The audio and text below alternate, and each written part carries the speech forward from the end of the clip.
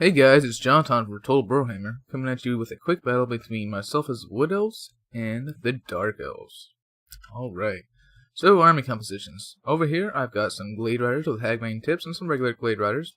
I saw no reason to bring two Glade Riders with Hagbane tips as they cost more, and these guys already have poison, so having double poison is not going to help. For my front line, I've got 3 Eternal Guards, 2 of them with shields and 1 of them without shields, just because I had to cut some cost. I've also got 2 War Dancers. For my Lord, I've got a Glady on a Forest Dragon over here. I've got a Spellsinger of Life over here with Regrowth and Earthblood. I've actually got 4 Glade Guard with Fire Shafts. So these guys do magic damage, fire damage, and most importantly in this matchup, they do armor piercing damage. Behind them, I've got 2 War Dancers with Azrai Spears to cover my backline. So, this is actually Zablaski's build. I got this from him. We did a Dark Elf versus Wood Elf matchup. He was a Wood Elves, and it was a close game, but he beat me with it, so decided I'd try it out.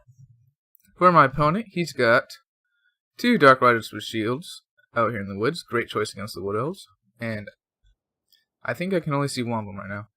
For our front line, he's got 3 Blackheart Corsairs and 2 Hargoneth Executioners. Now, I like the Blackheart Corsairs, but I don't like the Hargoneth Executioners, because you don't really need armor piercing against most Wood Elf armies. And if you do need armor piercing, you're going to want the anti-large armor piercing. So, I don't see much of a point for these guys. You could have just gone the cheaper and wider, I'd say.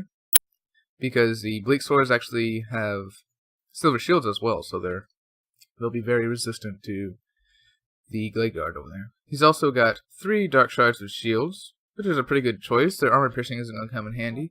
But the thing about Dark Shards is, and why they're so useful, is they can arc over their own lines, and they do a ton of DPS. So they can arc over their own lines, just get a ton of damage on their enemies, letting the Dark Elf front line, which already doesn't need help, just absolutely slaughter. He's got 2 Dread Spears in the back, and he's got 2 units of Cold One Knights. For his Lord, he's got Malekith on the Limo Lizard. Lizard Limo. Limo Lizard? Whatever.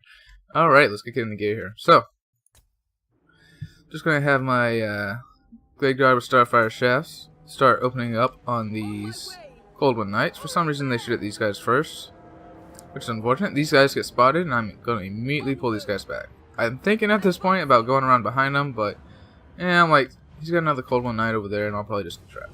So I'm just going to pull back here, just shooting into these Blackheart Corsairs, and you can see we're actually doing a lot of damage to these guys. And thankfully my poison ones are shooting at these Cold One Knights, holding them off. So he's just going to be advancing over here, and I'm just going to be pulling these guys back, because he's got a lot of cavalry over here, so I'm going to have to use these guys defensively. So I'm going to be moving these Azrai Spear over here, in case he decides to come charging in with these guys. I'm also going to bring my Glade Lord over here. And if he decides to charge in, I'm going to absolutely destroy anything he brings in with all this support. So just getting some free shots into the back of these Dark Rider shields, and when their backs are facing towards us, they do not get the benefit of the shields. So I'm going to have 2 groups each of my Glade Guard with Starfire Shafts start shooting at the heavily armored Hargoneth Executioners. They can do a lot of damage. Despite me thinking that they're not the best pick in this matchup, they still will absolutely destroy anything on my front line. So I'm going to just engage across the front line here. And I want to point out that I shouldn't have sent these War Dancers up against these Hargoneth Executioners. I should have kept them back here. And just given my Glade Guard with Starfire Shafts more time to do damage on them. In fact, I could have even retreated with them and had my Glade Guard with Starfire Shafts to shoot them up until they almost got to them. And then I could send the War Dancers in. That would have been a much better tactic right there. So over here, I'm going to drop a Prey of Anathrama on these Cold One Knights who thought about going this way, but then saw the War Dancers, so decided to run. I'm going to shoot them up, and I'm sending some War Dancers in, so those guys are pretty much going to be destroyed. So I know my War Dancers are going to lose pretty hard against these Hargoneth Executioners because they do not have AP, so I'm still having my archers support them. And you see, we do break both of them. I'm going to drop my Glady over here on these Blackheart Corsairs to try to break them, and he is going to send in some Cold One Knights, which is exactly what I want. As you can see, I'm already mobilizing these War Dancers with Azrai Spear to go and intercept these guys, and I'm going to pull this guy out pretty soon here as he's now committing his Dread Spears and his Cold One Knights. So as you can see, he's got Malekith going through the back line. I'd popped a Regrowth on these guys, but it's kind of too late. They will come back, and they still do have 28 models, and they can do a lot of damage. As you can see, he's gotten his Dark Shards with shields to focus down on my Glade Guard Starfire Shafts. And I have been able to take out these Cold One Knights. Just have my Glade Riders supporting the frontline fight there. And everything's going pretty well. I mean, Malekith's in my back line, but now he's separated, so I'm going to send my Glady after him, I believe. So with my Glade Guard Starfire Shafts, I'm going to start concentrating on some Dark Shards. And I see this big old hole in his line right here, so I'm going to go through with my Glade Riders and run down all these Dark Shards. And I actually don't go after Malekith. I decided I want to break this front line over here. So Malekith is in the back line, and he's doing some damage, but he's not doing an absolute ton. And as you can see, I just charged through that hole in the line there. And these guys are just absolutely dumpstered. Both these guys. I'm just charging all around into his Dark Shards, making sure they can't fire. He's finally activating his Dread Spears, and he's finally activating these Dark Riders over here. So I just got my dragon going around, causing fear and terror, and doing some damage all over the place. These War Dancers will absolutely wreck these Dark Shards with shields. And as you can see, even the Glade Riders in melee have done a lot of damage. So unfortunately, he is able to get around my flank with these Dark Riders with shields. I try to pull my War Dancers, but I am not able to catch him. So he is going to get on my Glade Guard with Starfire Shafts. So I'm going to send my dragon over there to respawn it. And I'm going to charge through these Blackheart Crusaders in the center, just to get them to break. And then I'm going to send these guys to intercept these guys, because they do pretty damn well in melee, actually. So he's finally broken this side. So all these guys are moving into the center here. These Eternal Guards are still fighting these Blackheart Crusaders. And the thing about Eternal Guards is they have very high melee defense, and they actually have armor piercing. So they're probably the best matchup from what I had against those Blackheart Crusaders. I'm going to pray with Anathrama, Malekith over here to keep him locked down and get my Azrai Spear on him, as well as getting a lot of Archer Fire on him. As you can see, his Dark Rider shields are still right around the back line, and now I send my Glade Riders. I didn't send them after him before. But as you can see, if they get the charge off, these guys are just going to melt. So at this point, he's got some Dread Spears left, some Dark Shards. I got a pretty healthy group of War Dancers over here, 41 models, so their HP is pretty low. And he did do a good job at getting in with all these Dark Riders and messing up all my Glade Guard with Starfire Shafts. So he needed to do it much earlier in the battle, but good job to him for eventually getting it done.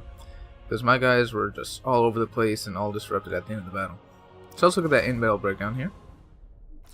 Glady over here doing great with those Praethanarthramas and Fear and Terror. 76 kills, pretty good. Eternal Guard with shields, great at holding the line. Y'all saw just how long they held that line against units. They were all fighting Blackheart Crusaders, which are pretty much made to slaughter lightly armored units. But thankfully these guys, like I said, do have high melee defense and armor piercing.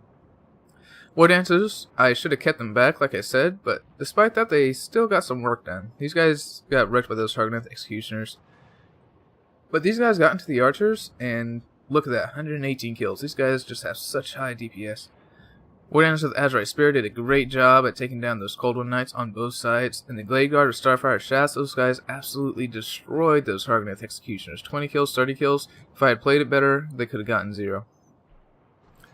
So also my Glade Riders, very valuable, did a lot of damage, a lot of HP damage, if not a lot of kills, and I should have used them earlier to stop those Dark Riders from charging around, but 2-on-1 these guys can take on Dark Riders, and even 1-on-1 they trade pretty much evenly if they get a shot or two in, a volley or two in before they engage. So yeah, really like this army. Zablaski beat me with it, like I said, when I was at Dark Elves, and it's really good. Alright, so for the Dark Elves over here, Malekith has 68 kills. The Chariot, I don't think I would bring that against the Wood Elves. I mean, the armies do tend to be very infantry-centric nowadays. I mean, you don't see a lot of tree armies. So I guess it can be useful, but it's just that everything they have is like armor-piercing and anti-large. Like Eternal Guard and Blade Guard with Starfire Shafts. And what's it called? The War Dancers with Azrai Spear. Blade Guard with Starfire Shafts aren't anti-large, but still. And you can really get Malekith hurt with that. So I think I'd probably bring him either, probably on a cold one, honestly. Though the Chariots is, would be my second choice, I guess. So his Dread Spears got absolutely wrecked and didn't get anything done. He activated them too late, I think. His Blackheart Crusaders got some good kills on my Eternal Guard, but they were not able to break them fast enough. His Targoneth Executioners just got destroyed by my Glade Guard and Starfire Shafts. His Dark Shards with Shields were able to take out a group or two of my Glade Guard with Starfire Shafts, but once we broke through the front line, we eventually just took them out.